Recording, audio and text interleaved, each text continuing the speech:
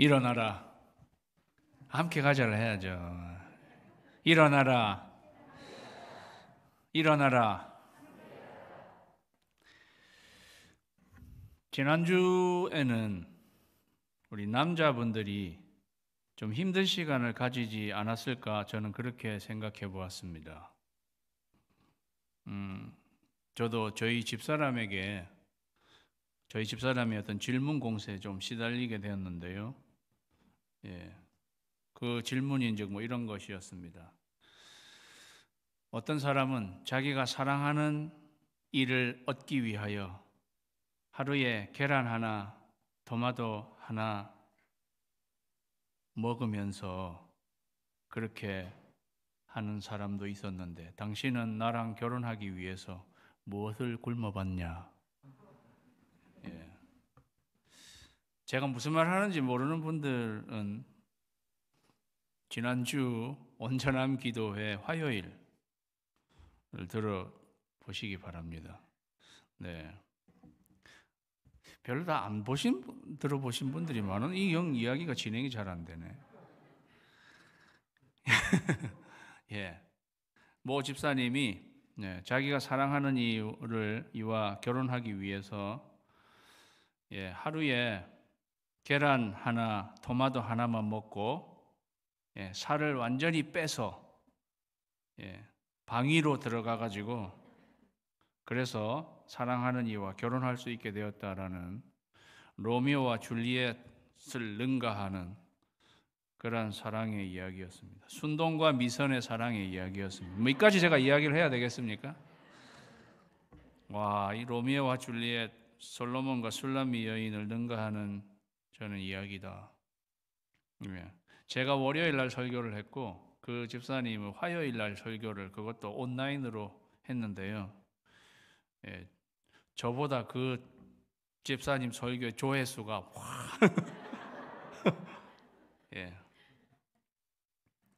지난 주일에는 제가 이 연인 관계의 모드로 우리가 솔로몬과 술람미 여인의 그러한 관계로 우리가 하나님과 우리의 관계를 이렇게 조명해 보았는데 사실 오늘 말씀은 그 모드가 좀 어떤 비장한 전사의 모드로 바뀌는 것을 보게 됩니다. 오늘 말씀의 제일 마지막에 일어나라, 함께 가자.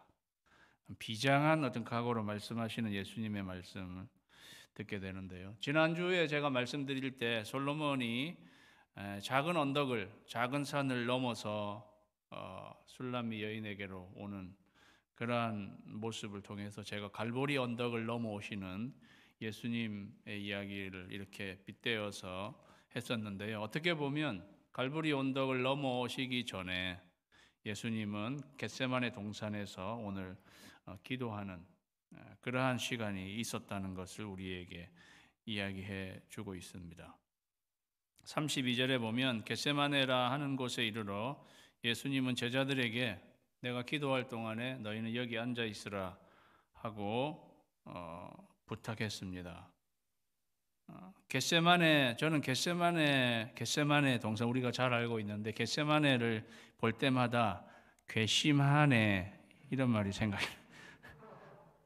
제자들이 좀 괘씸하게 예수님 기도하는데 기도 안 하고 괘씸하네가 생각되는 겟세마네 동산은 오일 프레스라는 뜻이에요. 사진을 한번 보여주세요. 이게 겟세마네 동산이 거기 감람산이었고 감람산 올리브산이잖아요. 올리브에서는 감람류가 나오는 거죠. 또 올리브를 저기에다 놓고 이렇게 쭉 돌리는 오일 프레스가 있었던 그래서 겟세마네라고 알려져 있는데 마치 예수님이 피를 짜내듯이 기도하는 그러한 것을 참 잘 연상해주는 또 그러한 곳이 아닌가 이렇게 생각해 봅니다. 33절에는 예수님이 베드로와 야고보, 요한을 3명을 더 특별히 내부자들이에요. 12제자 안에서도 내부자 그룹에 해당하는 3명의 제자를 또 따로 데리고 가시면서 심히 놀라시며 슬퍼하시고 그래서 제자들에게 그대로 자기 마음을 토로해 놓으십니다. 내 마음이 심히 고민하여 죽을 지경이 되었다. 그래서 너희는 꼭 여기 머물러서 나를 좀 응원하는 기도를 사실 해달라 이렇게 부탁하고 계신데 여기에 예수님이 심히 놀라시다라는 것은 디스트레스, 굉장히 괴로워하시다라는 말이고요. 굉장히 괴로워하시고 슬퍼하시고 거의 비탄에 빠질 정도로 슬퍼하시고 아주 고민하게 죽을 지경이다라고까지 말씀하시는 예수님의 모습은 지금까지 본 모습 중에 정말로 예수님답지 않은 그러한 모습을 우리가 여기서 발견하게 됩니다. 시편 42편 5절에는요. 내 영혼아 네가 어찌하여 낙심하며 어찌하여 내 속에서 불안해하는가. 꼭 예수님의 모습. 그 영혼 심령 안에서 굉장히 낙심하고 불안해하는 예수님의 모습. 예수님은 완전한 인간으로 오셨다 하는 것을 우리가 여기서 발견하게 됩니다. 35절에는요. 조금 나아가사 땅에 엎드려 될 수 있는 대로 이때가 자기에게 지나가기를 구하셨습니다. 이때가 지나갔으면 좋겠다. 나는 그냥 내가 이 상황은 겪지 않았으면 좋겠다. 그러면서 이르시되 아버지여.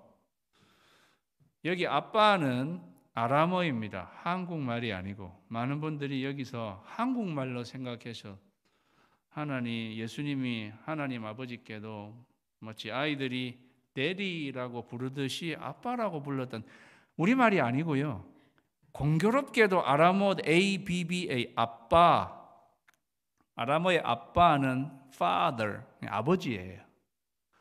혹시 여러분이 기도하실 때 하나님 아빠 이렇게 여러분이 아람어를 쓰실 것까지는 없잖아요. 네, 그냥 예수님의 일상 용어는 아람어였어요. 그리고 그때 당시에 공용어는 헬라어였습니다. 우리식으로 하면 우리는 한국말로 하지만 미국에서 영어를 쓰는 거고. 그래서 어떻게 보면 아버지, father 이렇게 말한 것과 같다 이렇게 생각하시면 되겠습니다. 어쨌든 아버지를 두 번이나 부르면서 아버지께는 모든 것이 가능하니 이 잔을 내게서 옮겨 주십시오. 하나님 아버지 모든 것이 가능하니까 나는 이 잔을 내가 너무도 받기에 힘드니까 이게 좀 피해갔으면 좋겠다. 이 잔은요 십자가의 고난과 죽음입니다. 그것은 로마 제국의 아주 잔인한 형벌이죠. 그 고통은 이루 말할 수 없는 것. 여러분이 잘 아실 것입니다. 육체적 고통은 이루 말할 수 없는. 거기다 정신적인 고통. 그 십자가형은 만인 앞에서 거의 발가벗기다시피 해서 처형되는 그것은 공개적으로 굉장히 모욕스러운 그러한 것입니다. 예수님은 그거 좀 하지 않았으면 좋겠다. 그러한 마음이 예수님께 가장 들어온 거죠. 어떤 분들은 역사에 많은 사람들도 어떻게 보면 이런 고통스러운 죽음도 초연하게 맞은 사람도 있는데 예수님이 이렇게 한 건 정말 예수님답지 않은 게 아닌가. 소크라테스도 굉장히 초연하게 죽음을 맞이했죠. 그죠? 그런데 여러분, 소크라테스는 그냥 독배를 마시고 죽은 거예요.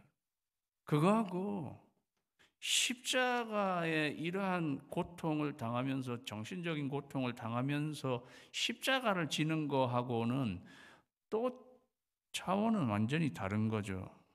그러나 거기에다가 예수님이 이 잔을이라고 했어요.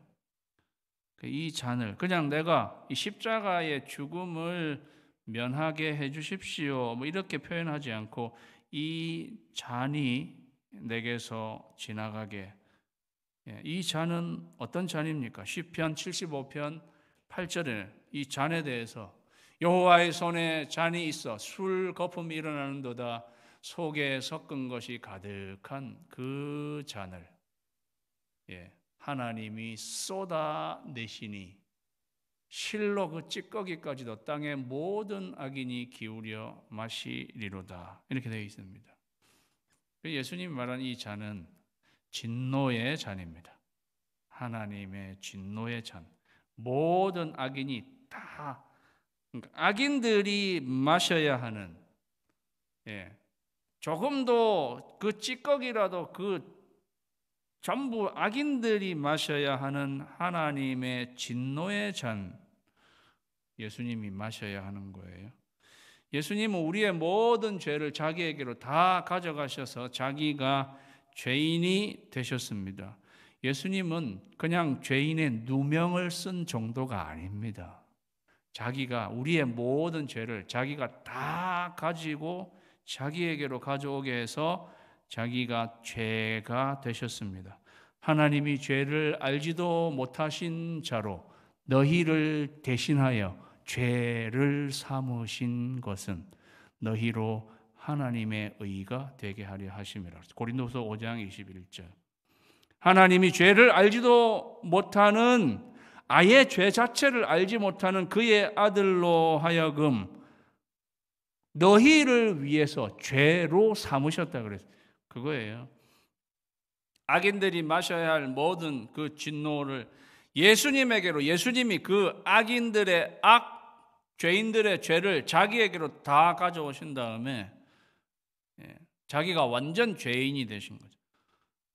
그리고 하나님은 하나님의 진노의 잔을 그 죄인에게 다 쏟아 부으시, 그렇게 되면서 자기는 아버지에게로부터 버림받으시는 것입니다. 엘리 엘리 라마 사박다니, 나의 하나님 어찌하여 나를 버리셨나이까. 아버지라고도 말하지 않잖아요. 엘리 엘리, 엘로이 엘로이는 하나님. 그때는 아버지와 아들의 관계도 벌써 안 되는, 나의 하나님 어찌하여 나를 버리셨나이까. 하나님께 철저하게 버림받고 아버지하고 단절되는 영적인 고통인 거죠. 영적인 단절. 그러한 게 거기에 다 담겨 있는 게 십자가의 고난과 죽음, 육체적, 정신적인 고통, 영적인 그런 것까지 생각하니까 예수님이 이거 하고 싶지 않은, 이거 지나갔으면 좋겠다. 예수님도 이렇게 솔직하게 말씀드리면 저도 이거 지나갔으면 좋겠습니다. 아버지께 그렇게 이야기한 거예요. 그런데 그래 우리가 예수님이 정말 인간으로 오셨다. 그리고 예수님이 이해가 되는 거죠. 그런데 36절 하반절에서 그러나 예수님이 그 선에서 자기의 솔직한 기도 제목이랄까요? 내가 원하는 거를 말씀드린 다음에 거기서 끝나지 않았다는 거예요. 그러나 저는 그러나까지 기도할 그때 그 앞에 자기가 원하는 거 기도드린 다음에 이 그러나가 나오기까지 얼마나 시간이 걸렸을까 한번 묵상해 봤습니다. 예전에는요, 곧바로 그러나가 나왔겠지, 저 이런 생각을 했었는데 아닐 수도 있겠다고 생각했어요. 내 원은 이게 좀 피해가는 겁니다. 하나님 아버지, 내가 이거는 그냥 당하지 않게 해주십시오. 내가 꼭 이거를 당해야 하는 것입니까? 라고 그렇게만 말씀드리고 시간이 지났을 수도 있겠다. 그런데 시간이 지났든 안 지났든 중요한 것은 예수님이 그러나를 기도했다는 것입니다. 내 원대로 마시옵고 아버지의 원대로 하시옵소서. 우리는 여기서 기도의 아주 중요한 진리의 말씀을 생각해 보게 됩니다. 그것은 끝까지 아버지의 뜻을 붙들라 하는 것입니다. 다 같이 읽을까요? 시작. 기도는 이렇게 하는 거구나. 예수님은 주님의 가르치신 기도에서 뜻이 하늘에서 이루어진 것과 같이 땅에서도 이루어지이다, 이렇게 우리에게 가르쳐 주셨는데 겟세마네 동산에서 그거를 본인이 그렇게 기도하심으로 우리에게 알려주셨습니다. 아버지의 뜻은 뭐예요? 아버지의 뜻은 아들인 네가 온 세상 사람들의 죄를 다 짊어진 다음에 십자가에서 대속의 죽음을 죽는 것이다. 그게 아버지의 뜻입니다. 그렇게 해서 내가 온 세상 사람들을 구하는 것이다. 그게 아버지의 뜻이었다. 기도는 아버지의 뜻을 구하는 것입니다. 신앙생활은 아버지의 뜻을 구하는 것입니다. 에덴 동산에서요, 같은 동산이에요. 에덴 동산에서 아담과 하와는 아버지의 뜻을 구하지 않고 내 원대로 하시옵고 그까지 해서 끝나버렸어요. 예. 내가 원하는 것, 저 선악과를 따먹고 하나님처럼 되는 것, 자기의 원하는 것, 그까지만 기도하고 끝내는 바람에 모든 인류를 죄악으로 몰아넣게 되었습니다. 예수님은 아담과 하와가 그렇게 기도하는 일에 실패한 것을, 내 원하는 것, 그까지만 기도하고 그러나로 가지 않은 아담과 하와의 실패를 예수님이 겟세마네에서 극복하시는 거죠. 어떻게? 그러나 내 원대로 하지 마시고 아버지의 원대로 하시옵소서. 그렇게 기도함으로 겟세마네 동산에서 기도로 승리하신 예수님. 사랑하는 성도 여러분, 일어나라 함께 가자. 우리가 어디로 먼저 가야 되는가? 겟세마네 동산, 예수님이 기도로 승리하신 곳, 끝까지 아버지의 뜻을 붙든 곳, 그것으로 같이 가실 수 있기를 주님의 이름으로 축원합니다. 최후의 보루였죠. 그러나 내 원대로 하지 마시고 아버지의 원대로 하옵소서. 우리가 최후의 보루가 있어야죠. 마지막 여기까지는 더 이상 내가 포기할 수 없는, 아담과 하와는 최후의 보루가 없었어요. 내 원대로 하옵소서. 그런데 내 원대로 하지 마시고 아버지의 뜻대로, 끝까지 아버지의 뜻을 붙드는 예수님. 예수님은 그렇게 기도하신 37절에 보니까요, 돌아오사 제자들이 자는 것을 보시고 베드로에게 말씀하시되 시몬아 자느냐. 베드로에게 말씀하시는데 베드로야 자느냐 이렇게 해야 돼. 베드로에게 말씀하시되 시몬아 자느냐. 네가 한 시간도 깨어 있을 수 없더냐. 시험에 들지 않게 깨어 있어 기도하라. 마음에는 원이로되 육신이 약하도다. 꼭 우리나라 시조를 하는 것 같아요. 시험에 들지 않게 깨어 있어 기도하라. 마음에는 원이로되 육신이 약하도다. 내 원대로 마시옵고 아버지의 원대로. 제가 지금 읽은 시조 한 수만 여러분이 오늘 잘 이해하고 가면 말씀 다 이해하신 거예요.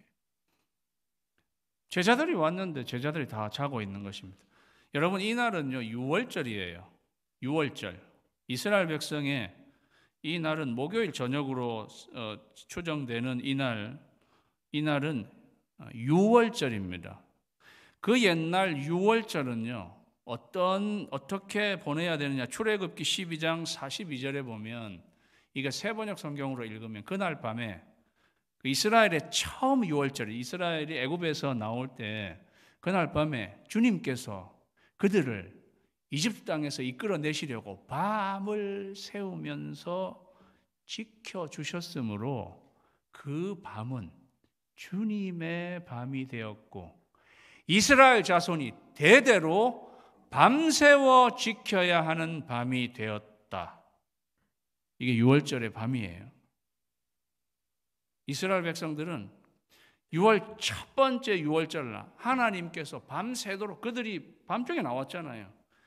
자기의 백성들이 잘 구출받게 되도록 하나님 원래 잠 주무시지 않지만 하나님이 밤새 깨어 있으시면서 그들을 지켜주셔가지고, 그날은 밤새워 지켜야 하는 밤이 6월절의 밤이에요. 다른 게 없어도 제자들이 그 밤은요 밤새워, 지금 예수님은 겟세마네 동산에서 거의 밤새워 기도하시고 있는데 그들도 밤새워 지켜야 하는 밤임에도 불구하고 그들은 그렇게 하지 못하고 자고 있었습니다. 그러니까 이 겟세마네가 제자들은 괘씸하네, 저는 그렇게 한심하네인 거죠. 예수님은 시험에 들지 않게 깨어 있어 기도하라. 시험에 들지 않게 깨어 있어 기도하라. 깨어 있어 기도하지 않으면 시험에 든다. 시험에 들면 인생은 실패하는 것이다. 사실 제자들이 다 주님을 버려도 베드로는 나는 주님을 절대 버리지 않겠습니다. 그렇게 고백했습니다. 마가복음 13장 35절에는 깨어 있으라. 그가 호련히 와서 너희가 자는 것을 보지 않도록 하라. 예수님은 그가 호련히 와서 너희가 자는 것을 보지 않도록 하라. 그건 예수님이 재림하실 때 너희가 영적인 잠을 자지 않도록 하라는 그 말씀인데, 어쨌든 이게 이 상황하고도 너무 맞아요. 깨어 있으라. 그가 호련히 와서 너희가 자는 것을 보지 않도록 하라. 그랬는데도 베드로와 나머지 제자들은 그냥 쿨쿨 잠자고 있었습니다. 사랑하는 성도 여러분, 혹시 여러분은 영적으로 잠들고 계신 것이 아닙니까? 이 시간에도 잠드는 분도 계실 수 있어요. 깨어 있으라. 기도로 깨어 있지 않으면 시험에 든다. 시험에 드는 것은 인생에 실패한다는 것을 의미하는 거예요. 아니나 다를까. 베드로는 기도에 깨어 있지 않아서 기도에 실패하니까 바로 그 앞으로 닥쳐오는 인생에 그는 실패합니다. 그는 대제사장의 앞들에서 예수님을 3번 부인하죠. 실패하는 거예요. 실패하는 거죠. 예수님을 누구도 나는 예수님을 절대 버리지 않습니다. 부인하지 않습니다. 그렇게 자기가 이야기했지만 실패했어요. 3번. 그거는 예견된 거예요. 왜? 겟세마네 동산에서 3번 기도의 시간에 그는 다 잠자고 있었어요. 예수님 3번째 오사 그랬잖아요. 그때까지도 자고 있었어요. 3번째. 그냥 3번이 나오는 게 아닌 거죠. 기도의 시간에, 겟세마네 동산에서 기도의 시간, 3번의 시간에 기도에 실패하니까 그 다음에 인생은 실패하게 된 것입니다. 반면에 예수님은 겟세마네 동산에서 기도에 승리하시니까 갈보리 언덕에서 승리하시게 된 것입니다. 그렇다고 생각한다면 우리는 이렇게 진리의 말씀을 추론해 볼 수 있겠습니다. 인생의 승패는 기도에 달렸다. 다 같이 읽을까요? 인생의 승패는 기도에 달렸다. 믿습니까? 맞잖아요. 베드로가 기도하는데 실패하니까 인생에 실패한 거죠. 그 예수님을 부인하게 된 것입니다. 예수님을 부인하게 된 것은 베드로의 삶을 굉장히 무너뜨리게 됐습니다. 우리는 베드로가 예수님을 3번 부인했어도 통곡하면서 회개의 눈물을 흘렸고 그 나중에 그냥 쉽게 회복이 되었다고 이렇게 생각하는 경향이 있는데 그렇지 않습니다. 그가 기도에 실패하고 난 후에 예수님을 부인하는 그 인생에, 제자의 인생에 실패한 거는요, 베드로의 삶을 완전히 무너뜨렸습니다. 그가 철저하게 무너졌기 때문에 그 뒤에 예수님이 부활하셔도, 부활하신 예수님을 만나도 복구가 안 됐어요. 여러분, 부활하신 예수님 3번이나 나타나셔도 첫 번째 만나고 2번째 만나고 너희가 평안할지어다, 그런 예수님, 부활하신 예수님을 만났어도 베드로는요, 나는 그냥 물고기 잡으러 간다, 이렇게 이야기했어요. 그 말은 베드로의 무너진 삶은 복구가 되지 않았다는 것을 말하는 거예요. 우리 인생에서 기도에 실패하면 인생에 실패하게 된 그건 그렇게 무너지게 되고 그거는 복구가 쉽지 않을 정도의 일이라는 것을 생각한다면, 사랑하는 여러분, 내가 기도하는 일에 깨어 있어야 하겠구나. 예수님은 그렇게 우리에게 말씀해 주고 있는 것입니다. 마음이 원이로 돼 육신이 약하도다. 마음이 원인, 네가 마음에는 원하지만 육신이 약하도다, 그렇게 말씀하신 것이 예수님의 위로라고 생각하시지 마세요. 그건 위로가 아니에요. 네가 체력이 딸리는구나, 내가 이해한다, 그러면은 깨어있어 기도하라. 시험에 들지 않게 깨어있어 기도하라. 그게 말하고 매치가 잘 안 되는 거죠. 깨어있어 기도해야지. 그런데 네가 육신이 약하지. 눈꺼풀이 막 내려오지. 그래, 육신이 약하니까 어쩔 수 없다. 이해한다? 이해한다는 이야기가 아닌 거예요.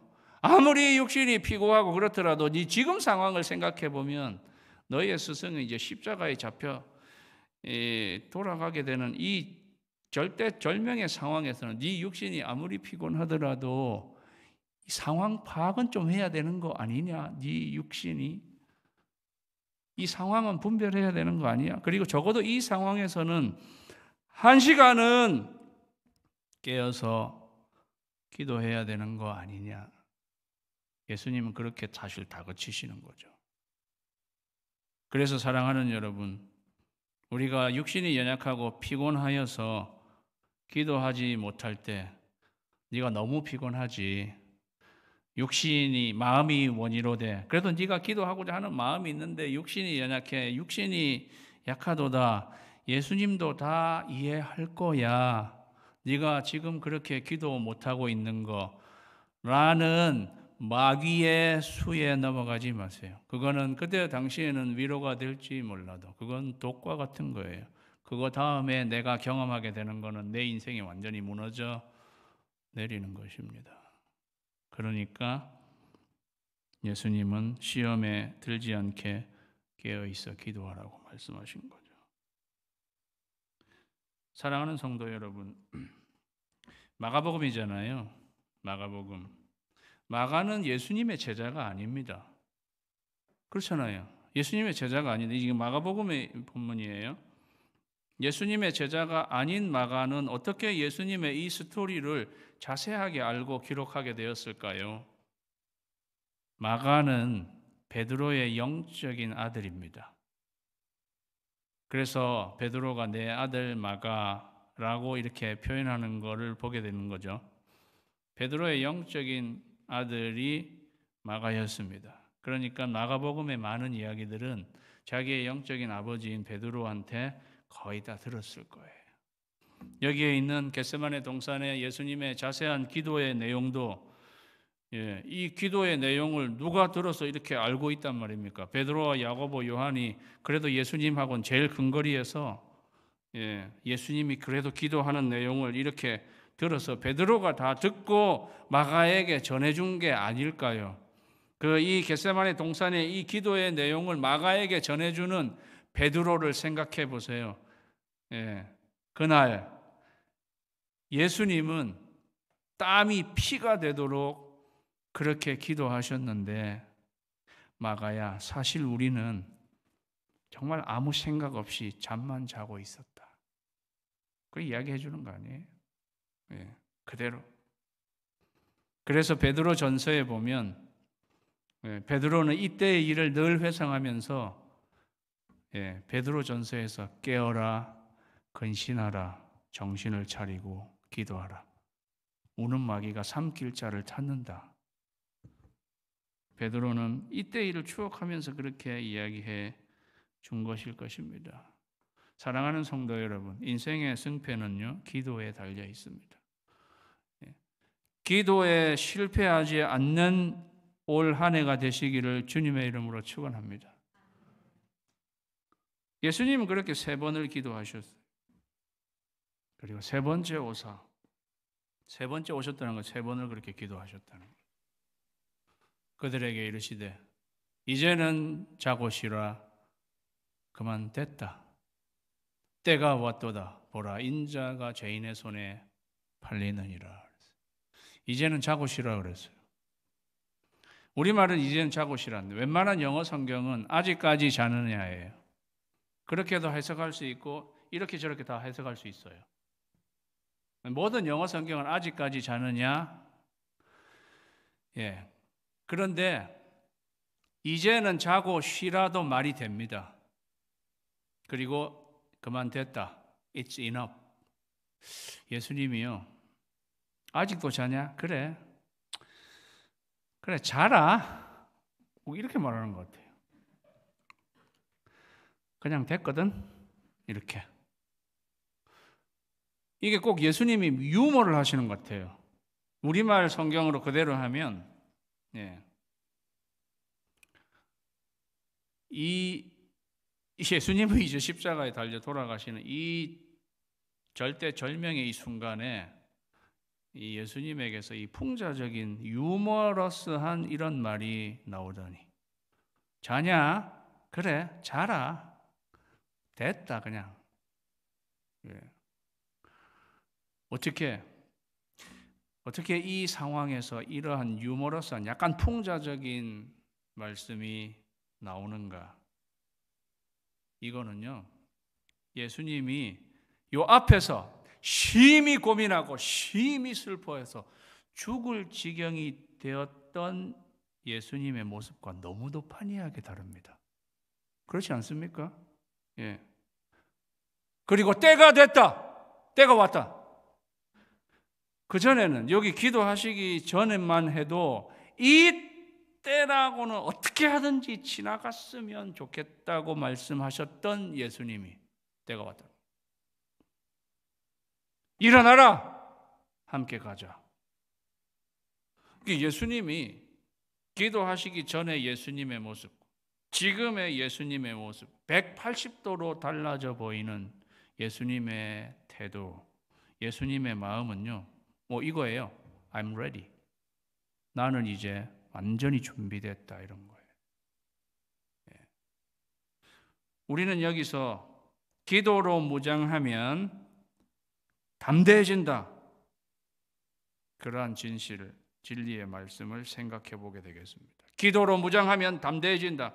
다 같이 읽을까요? 시작. 사랑하는 성도 여러분, 혹시 흔들리십니까? 아니면 내내 불안하십니까? 기도하고 나면요, 기도로 딱 무장하고 나면 담대해져. 그러니까 제자들한테도 그냥 됐다. 제자들이 그 전까지만 해도 부디 좀 깨어 있어서 기도해 달라고, 어떻게 보면 제자들에게까지 애걸복걸하는 예수님이셨는데 됐다고. 이렇게 나오시는 예수님, 기도로 완전히 무장이 되신 거예요. 그러니까 아주 담대해지신 거죠. 사랑하는 성도 여러분, 이게 예수님이 우리가 맞이해야 할 인생을 이러한 모습으로, 이렇게 기도로 무장하고 너희가 인생이란 것을 맞이해야 된다. 이걸 우리에게 알려주시는 것입니다. 전혀 약한 모습이 보이지 않는 예수님의 모습은 기도로 무장했기 때문입니다.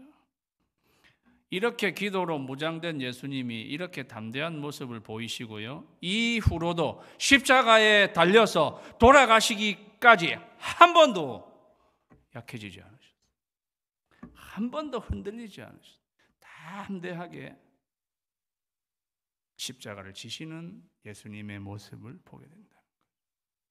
사랑하는 성도 여러분, 기도의 시간에 기도로 무장하면 담대해집니다. 그렇게 담대해지시기를 주님의 이름으로 축원합니다. 그러면서 담대해진 예수님이 일어나라, 함께 가자. 제자들에게 마지막 말씀하신 게 우리 표어예요. 그죠? 일어나라, 함께 가자는 구약에 2번, 신약에 2번밖에 안 나와요. 아가서에서 일어나서 함께 가자. 일어나서도 일어나라는 똑같아요, 사실. 아가서의 본문은 한 본문의 앞뒤로 나의 사랑, 나의 어여쁜 자야, 일어나서 함께 가자, 일어나서 함께 가자 2번. 신약 성경에는 일어나라, 함께 가자. 여기 마가복음에서, 근데 마태복음도 본문이 똑같아요. 사실은 일어나라, 함께 가자. 예수님이 마지막 제자들을 향해서 일어나라, 함께 가자, 그렇게 말씀하셨는데 사실은 제자들은 일어나서 도망갔어요. 맞나요? 일어나라, 함께 가자 이렇게 했는데 제자들은 일어난 다음에 함께 가는 듯 하다가 사람들이 검과 몽치로 예수님 잡으러 오니까 다 도망갔죠. 그런 제자들에게 일어나라, 함께 가자 하신 예수님의 말씀은 별로 의미가 없는 것 같이 보입니다. 사랑하는 여러분, 저는 이 말씀이 예수님의 이때의 제자들에게 한 말씀이 아니라 저와 여러분에게 한 말씀으로 생각합니다. 너희들은 이러한 제자들처럼 결정적인 기도의 시간에 실패하지 말아서 기도로 완전 무장한 다음에는 일어나 나와 함께 갈 수 있으라, 이렇게 말씀하시는 거죠. 그 음성이에요. 일어나라, 함께 가자, 우리에게 말씀하시는 그 예수님의 음성.